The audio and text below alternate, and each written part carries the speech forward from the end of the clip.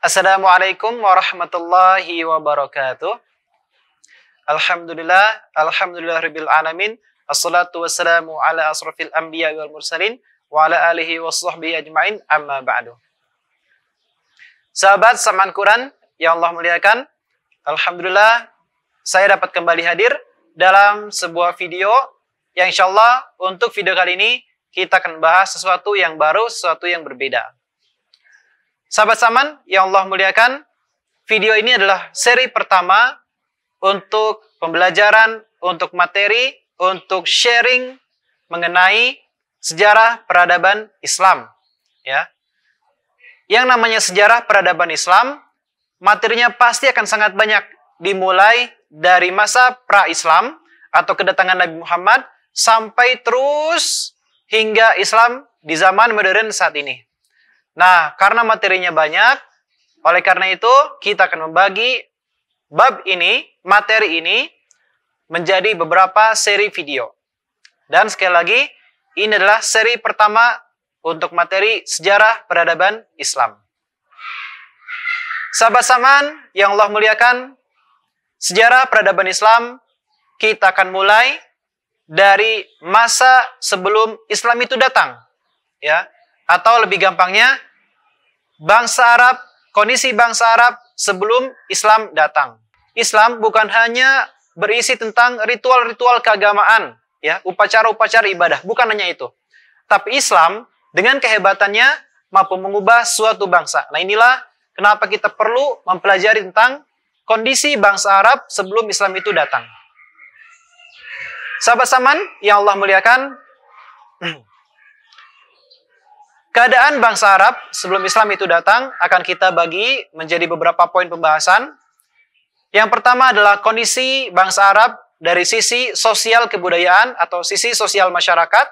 Lalu yang kedua, bangsa Arab dari sisi politik. Dan yang ketiga, kondisi bangsa Arab dari sisi ekonominya. Nah, kita mulai dari poin pertama, yaitu bangsa Arab dari sisi sosial kemasyarakatan atau sosial budayanya. Ketika Nabi Muhammad SAW belum datang dengan agama Islam, maka kondisi sosial bangsa Arab dalam keadaan yang sangat buruk.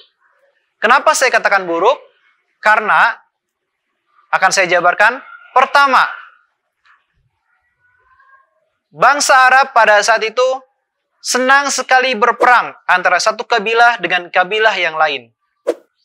Entah karena masalah apapun, bahkan masalah hal terkecil sekalipun yang melibatkan individu bisa berkembang menjadi permasalahan satu kelompok, satu suku, satu kabilah. Ya, banyak sekali diceritakan bagaimana satu kabilah berperang dengan kabilah yang lain. Entah itu di Mekah, entah itu di Yasrib, ataupun di daerah-daerah Jazirah Arab lainnya. Senang sekali mereka berperang. Kemudian yang kedua, pada saat bangsa Arab sebelum kedatangan Islam, posisi wanita sangatlah rendah. Ya, wanita bukanlah apa-apa, ya, melainkan hanya sekedar hiasan saja. Yang ketiga, pada saat itu terjadi perbudakan yang sangat marak di tengah-tengah bangsa Arab. Ya, banyak sekali perbudakan. Bahkan status sosial para budak ini jauh-jauh lebih rendah daripada mereka yang merdeka. Para budak bagaikan mainan saja oleh mereka yang merdeka. Bisa diperjualbelikan, bisa dibunuh, atau bisa diperlakukan semau tuannya. Nah, ini kondisi yang sangat-sangat memprihatinkan, yang sangat-sangat jahiliyah. Apa itu jahiliyah? Jahiliyah adalah kebodohan. Nah, tapi nanti kan kita bahas apa itu maksud jahiliyah pada bab ini, ya. Tidak hanya itu, tidak hanya masalah peperangan, ya, tidak hanya masalah posisi status masyarakat, tapi juga masalah-masalah sosial yang lain sangat-sangatlah buruk pada saat itu. Lalu untuk masalah kedua, yaitu masalah politik. Nah, pada saat itu bangsa Arab posisinya berada di tengah-tengah, khususnya untuk Mekah dan Madinah, ya, atau Mekah dan Yasrib, ya, Jazirah Arab, mereka berada di posisi di tengah-tengah antara dua kekuasaan besar. Yang pertama adalah Romawi dan yang kedua adalah Persia. Romawi di barat dan Persia itu di timur. Ya. Di mana kedua kerajaan ini, kedua dinasti ini, kedua raksasa ini menguasai dunia pada saat itu. Romawi di barat, sekali lagi, dan Persia di timur. Sementara bangsa Arab, ya, mereka posisinya di tengah-tengah. Terjepit di antara kedua bangsa besar ini. Tapi hebatnya, meskipun bangsa Arab posisinya berada di tengah-tengah, terjepit di antara kebudayaan Romawi dan kebudayaan Persia, hebatnya bangsa Arab tidak berhasil dijajah baik oleh Romawi maupun oleh Persia.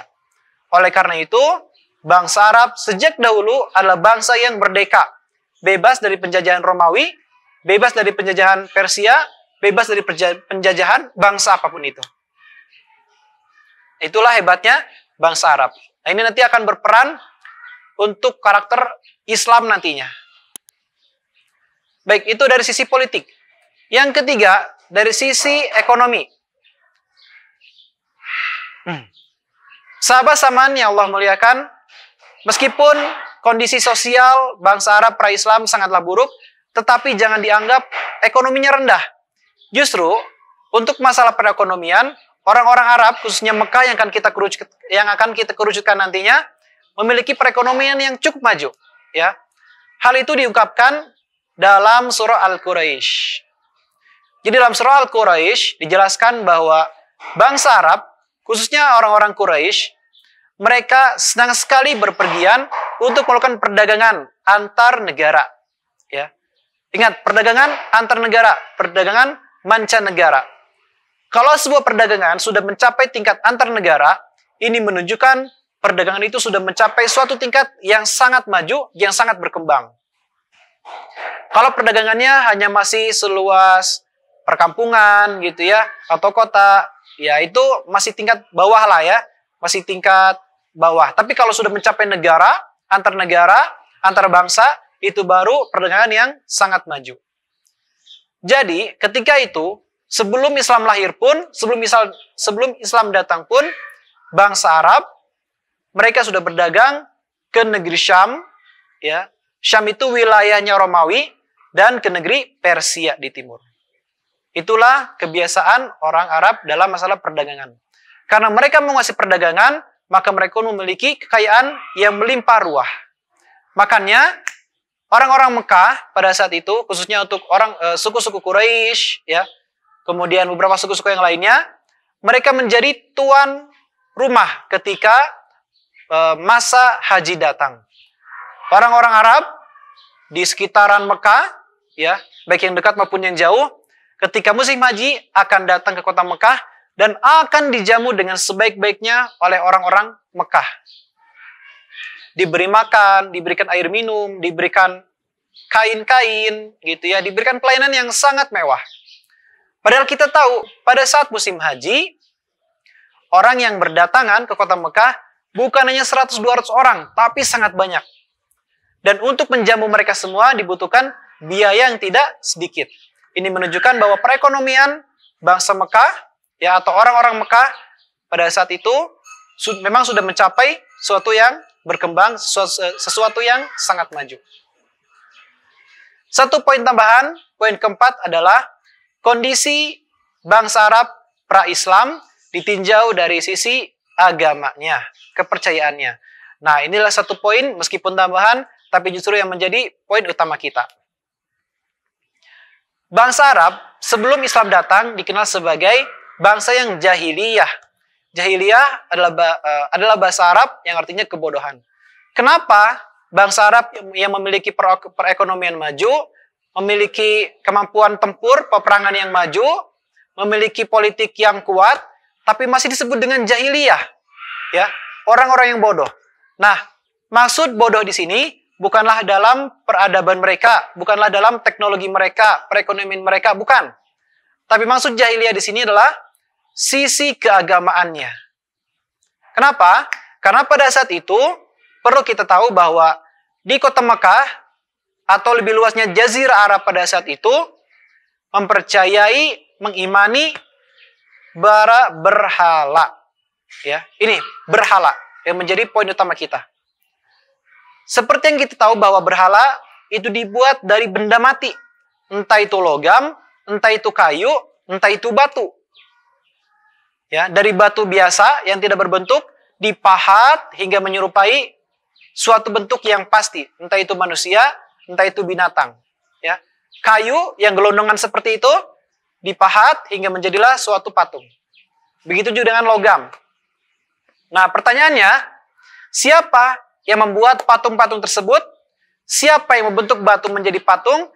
Yang membentuk kayu menjadi patung dan yang membentuk logam menjadi patung? Yang membuatnya adalah manusia itu sendiri.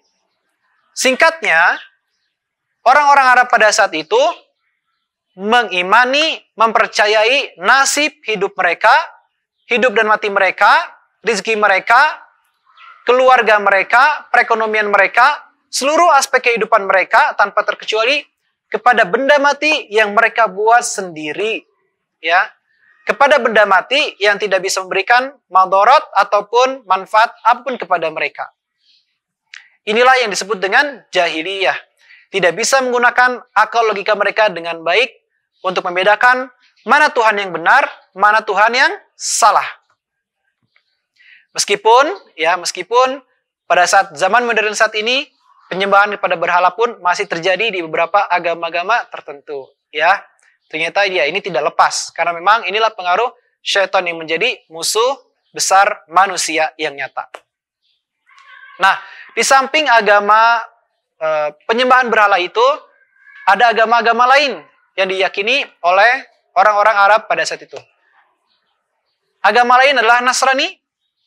Ya, jadi ada beberapa orang-orang yang menyembah atau yang menganut agama Kristen atau Nasrani, dan ada agama-agama kecil lainnya. Ya, seperti misalkan penyembahan terhadap api atau yang kita sebut dengan majusi. Ada juga yang menyembah benda-benda langit seperti matahari, bulan, dan bintang. Ada juga yang menyembah binatang-binatang, pepohonan-pepohonan yang dianggap keramat, ya, dan tahayu-tahayu lainnya. Itulah kepercayaan yang diyakini atau yang mewarnai kondisi bangsa Arab sebelum pra-Islam. Mereka tidak bisa membedakan, sekali lagi, mana Tuhan yang benar, mana Tuhan yang salah. Mana agama yang benar, mana agama yang salah.